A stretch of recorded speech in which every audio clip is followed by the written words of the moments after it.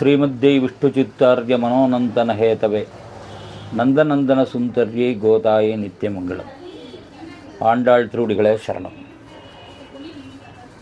மகாலய பட்சம் அப்படின்னு சொல்லக்கூடிய இந்த தினங்கள் 15 தினங்கள் மொத்தம் சொல்லப்படுறது. அதாவது ஒரு பட்சம் அப்படின்னு சொல்லக்கூடியது பௌர்ணமியிலேருந்து அமாவாசை வரைக்கும் இருக்கக்கூடியது. ஒரு பட்சம் 15 நாட்கள் கணக்கு. பிரதமையிலிருந்து ஆரம்பிச்சு பௌர்ணமியிலேருந்து சொன்னால் 16 நாட்கள் கணக்கு. இந்த 16 நாட்களும் விசேஷங்கள். ஒவ்வொரு இதுலேயும் சுக்லபக்ஷம் கிருஷ்ணபக்ஷம்னு வரும். இதுக்கு பேர் கிருஷ்ணபக்ஷம்னு பேர். இந்த கிருஷ்ணபக்ஷம் புரட்டாசி மாதத்தில் வரக்கூடிய கிருஷ்ணபக்ஷம். இந்த கிருஷ்ணபக்ஷத்தில் ஏற்படுற பௌர்ணமியிலிருந்து அமாவாசை வரைக்கும் இருக்கக்கூடிய இந்த 15 நாட்கள் மகாலய பட்சம் என்று சொல்லப்படுகிறது. இந்த மகாலய பட்சத்தில் என்ன விசேஷம் அப்படின்னு கேட்டால், பொதுவாக பிதிரு தர்ப்பணங்கள் அமாவாசையில் பண்ணுறது விசேஷம். பிதிர்களை நினச்சி தர்ப்பணம் பண்ணுறோம், ஒவ்வொரு அமாவாசையிலையும் பண்ணுறோம். இந்த மகாலய பட்ச அமாவாசையில் பிதிரு தர்ப்பணம் அப்படிங்கிறத நம்ம மிக சிறப்பாக பண்ணுறோம். ஏன் அப்படின்னா, மற்ற நாட்களில் அந்த அமாவாசை தினங்களில் நம்ம பிதர்கள் மட்டும்தான் வருவாங்க. பொதுவாக நமக்கு பிதர்கள்னு சொல்லக்கூடியது நம்முடைய தகப்பனார், தகப்பனாருக்கு தகப்பனாருடைய தகப்பனார், அவங்களுடைய தகப்பனார் அப்படிங்கிற 3 தலைமுறையில் இருக்கக்கூடிய பிதர்கள்.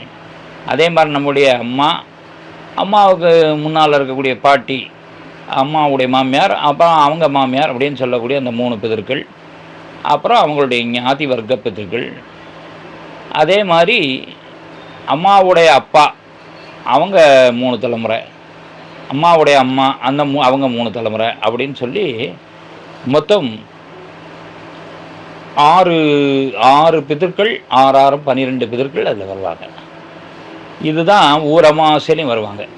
ஆனால் இந்த மகாலயபட்ச அமாவாசையில் காருண்ய பித்ரு அப்படின்னு சொல்லக்கூடிய பிதர்கள் வராங்க. அவங்க யார் காருண்ய பித்ரு அப்படின்னு சொன்னால், நம்முடைய தலைமுறையில் நமக்கு முன்னால் தோன்றிய 21 தலைமுறையில் இருக்கக்கூடிய பிதர்கள்.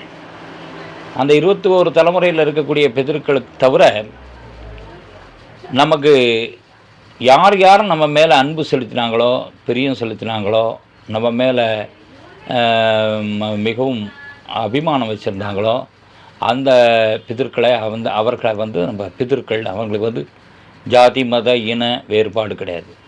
எல்லோரும் வரும். நம்மள்ட்ட அன்பாக இருந்த பசு பட்சி மிருகங்கள் கூட இல்லையா, எல்லாம் நம்மள்ட்ட ஒரு நாய் பிரியமாக இருந்திருக்கும், ஒரு பசு பிரியமாக இருந்திருக்கும், ஒரு பூனை பிரியமாக இருந்திருக்கும், அப்படிப்பட்டதெல்லாம் இருந்திருக்கும். அதே மாதிரி நம்மள்ட்ட அன்பாக இருக்கக்கூடியவங்க, பக்கத்து வீட்டுக்காரங்க, ஏற்று வீட்டுக்காரங்க எல்லாம் இருந்திருப்பாங்க. நம்மள்ட்ட பழகின மக்கள் இருந்திருப்பாங்க, நண்பர்கள் இருந்திருப்பாங்க, நம்முடைய நண்பர்களுடைய நண்பர்கள் இருந்திருப்பாங்க. அந்த மாதிரி நம்ம மேலே யார் அன்பு செலுத்தினாலும் நமக்கு உதவி செய்திருப்பாங்க, சரியான சமயத்தில் உதவி செய்திருப்பாங்க, நம்மளுடைய வளர்ச்சியில் அக்கறை உள்ளவங்களாக இருந்திருப்பாங்க, நம்முடைய ஆசிரியர் பெருமக்களாக இருந்திருப்பாங்க, நம்முடைய வாழ்க்கையில் நமக்கு உதவணும்னு சொல்லக்கூடிய வயதான பெரியோர்கள் இருந்திருப்பாங்க, நம்மளை முன்னேற்றி விடணும் அப்படின்னு ஆசைப்பட்டு நமக்கு பல யோசனைகள் சொன்னவங்க இருந்திருப்பாங்க. இப்படிப்பட்டவங்கெல்லாம் காருண்ய பித்ருன்னு சொல்லப்படுகிறது. அவங்களுக்கு நம்மளை சுற்றி இந்த 15 நாளும் நமக்கு ஒரு அனுமதி கிடைக்கிது. அவங்களுக்கு இருக்காங்க. நம்மள்ட்ட யார் பிரியமாக இருக்காங்களோ அத்தனை பேரும் நம்மளை சுற்றி இருப்பாங்க. அப்போ இந்த 15 நாட்களில் அவங்கள நினைச்சு நாம் செய்யக்கூடிய இந்த தர்ம காரியமானது தர்ப்பணமோ அல்லது சார்த்தம் மாதிரி பண்ணுறதோ, அல்லது எல்லாருக்கும் அன்னதானம் பண்ணுறதோ, ஏழைகளுக்கு நாம் வஸ்திரதானம் முதலானதெல்லாம் பண்ணுறதோ, இல்லை கல்விக்கு வேணுங்கிற பணிகள் வாங்கி விடுகிறதோ, எல்லாம் அந்த மகாலய பட்சத்தில் அந்த பிதர்களுக்கு போய் சேர்றது.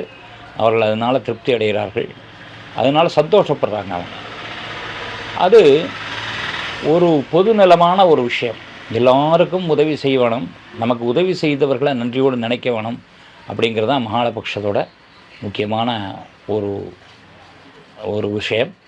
அந்த மகாலயபட்சத்தை நாம் எப்படி செய்யலாம் அப்படின்னு சொன்னால், தர்ப்பணமாக செய்கிறவங்க இருக்காங்க.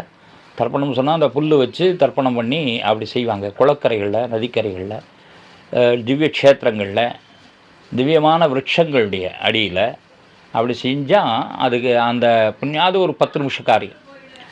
அதுக்கப்புறம் அன்னதானம் முதலானது செய்யும்போது வயதானவர்களுக்கு, ஏழைகளுக்கு, இவங்களுக்கெல்லாம் அன்னதானம் செய்யும்போது அந்த தேவதைகள்லாம் திருப்தி அடைகிறாங்க.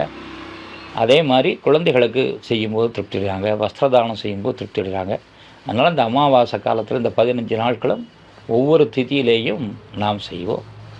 அப்படி பூரா 15 நாளும் செய்ய முடியாதவங்க என்ன செய்யலாம் அப்படின்னு சொன்னால், நம்முடைய பிதர்களுடைய இறந்த தினம் இருக்கும். அதாவது நம்முடைய அப்பா இறந்த தினம் இருக்கும்.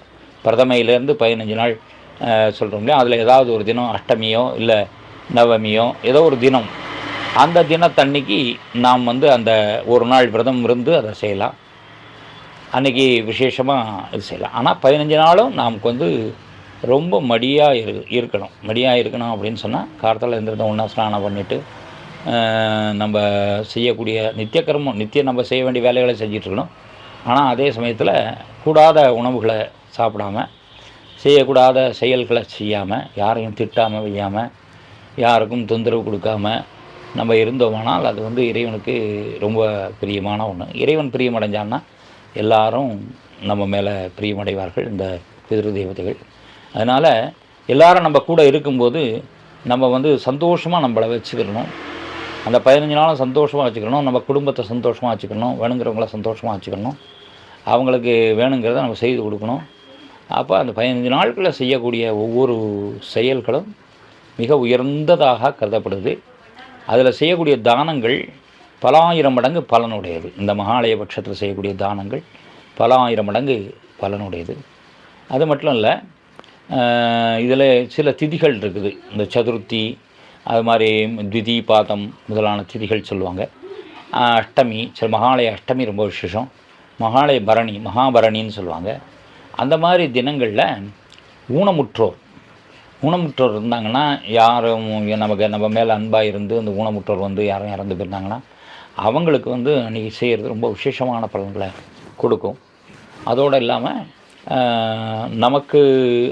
நம்ம மேலே அன்பு செலுத்தக்கூடிய மிருகங்களுக்கு சில திதிகள், அந்த திதிகளில் நம்ம செய்யும்போது, அப்போ இதெல்லாம் பார்த்து செய்ய முடியாட்டால் கூட நம்ம இந்த 15 நாளும் நம்ம சுத்தமாக இருந்து நம்ம செஞ்சோம்னா அவங்களுக்கு அது போய் சேரும் அப்படின்னு சொல்லப்படுறது.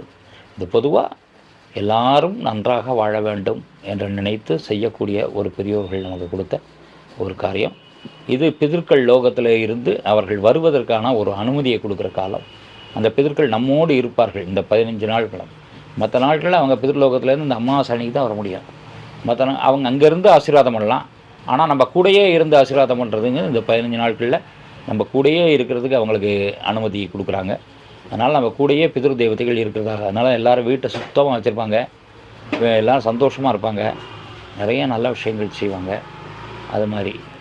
அதே மாதிரி யாருக்காவது திதி தெரியல, அப்பாவுக்கு திதி பண்ண முடியல, அம்மாவுக்கு திதி பண்ண முடியல, அந்த நாட்கள்லாம் மறந்து போச்சு, அதனால் எங்களுக்கு பிதிரு தோஷம் இருக்குது அப்படின்னு சொல்கிறவங்களாம் இந்த மகாலய அமாவாசையில் அந்த திதி செய்தாங்கன்னா ஒரு புண்ணியமான க்ஷேத்திரங்களில், இப்போ ராமேஸ்வரம், சேதுக்கரை முதலான புண்ணியமான க்ஷேத்திரங்களில், திலதர்ப்பணபுரின்னு ஒரு ஊர் இருக்குது, அந்த மாதிரி ஊர்களில் போய் இந்த புண்ணிய காரியங்களை செய்தாங்கன்னா அந்த ஸ்ரார்த்தம் செய்த பலன் அவங்களுக்கு கிடைக்கிது. ஸ்ரார்த்த தினம் மறந்து போனவங்களுக்கு, செய்ய முடியலையேன்னு வருத்தப்படுறவங்களுக்கு, இல்லை இத்தனை நாள் விட்டு போச்சேன்னு வருத்தப்படுறவங்களுக்கு இந்த தினங்களில் அந்த மாதிரி பக்கத்தில் இருக்கக்கூடிய க்ஷேத்திரங்களில் போய் செய்யும்போது மிகச்சிறப்பான பலன்கள் கிடைக்கும், அந்த தோஷங்களும் நிவர்த்தி ஆகும் அப்படின்னு சொல்லப்படுறது. இதுதான் மகாலய அமாவாசையினுடைய ஒரு மிகச்சிறந்த, அந்த 15 நாளுக்கும் மிகச்சிறந்ததான ஒரு பலன். கடைசி நாளில் அமாவாசை அன்றைக்கி ஒரு நாள் என்னால் செய்ய முடியலன்னா இந்த அமாவாசை அன்றைக்காவது அதை முழுமையாக நாம் கடைப்பிடித்தால் முழுவதுமான பலன் அடையலாம் என்று சொல்லிக்கொண்டு நிறைகிறோம்.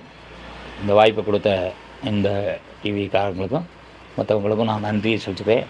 இதை கேட்கின்ற அத்தனை பேர்களுக்கும் நன்றியை தெரிவிச்சுக்கிறேன். ஸ்ரீமத்ய விஷ்ணுச்சித்தாரி மனோநந்தன ஹேத்தவை நந்தநந்தன சுந்தர்ஜி கோதாயி நித்தியமங்கலம்.